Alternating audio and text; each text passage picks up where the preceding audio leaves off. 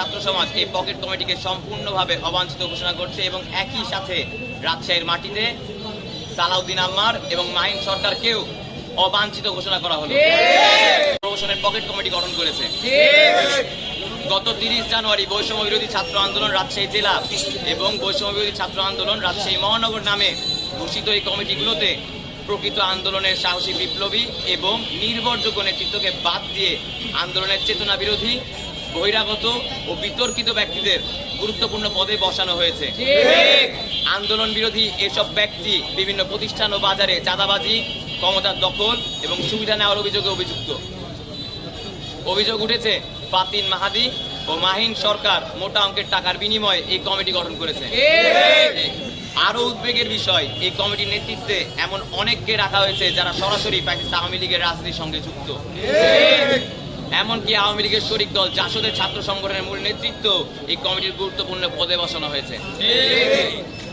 রাজশাহী মহানগরের আন্দোলনে সে সময় যারা রাজশাহীর বাইরে ছিল, আন্দোলনের সম্পৃক্ত ছিল না, তাদেরকেও কমিটিতে স্থান দেওয়া হয়েছে।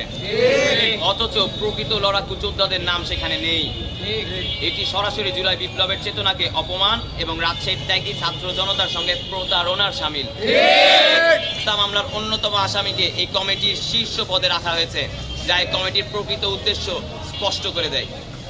এরা আন্দোলনের চেতনা বিকৃত করে ব্যক্তি ও গোষ্ঠীগত স্বার্থসিদ্ধির ষড়যন্ত্রে লিপ্ত।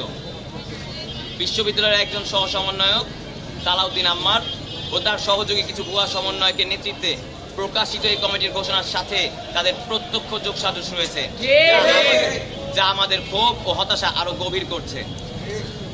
আমরা রাজশাহীর ছাত্র সমাজ এই অবৈধ পকেট কমিটি বাতিলের দাবি জানাচ্ছি এবং 24 ঘন্টার মধ্যে এটি বাতিল করার জন্য কেন্দ্রীয় সমন্বয়ক নাহিদ ইসলাম, আসিফ মাহমুদ এবং হাসনাত আব্দুল্লাহ ভাইয়ের হস্তক্ষেপ কামনা করছি।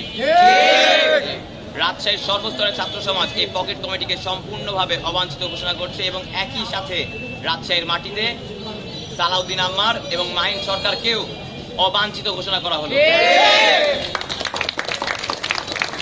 এই আন্দোলন হাজারো শহীদের আত্মদানের ফসল, কোনো ব্যক্তি বা গোষ্ঠীর ব্যক্তি স্বার্থ চরিতার্থ করার প্ল্যাটফর্ম নয়। রাজশাহীর ছাত্র জনতা জুলাই বিপ্লবের চেতনা রক্ষায় যে কোনো মূল্য দিতে প্রস্তুত।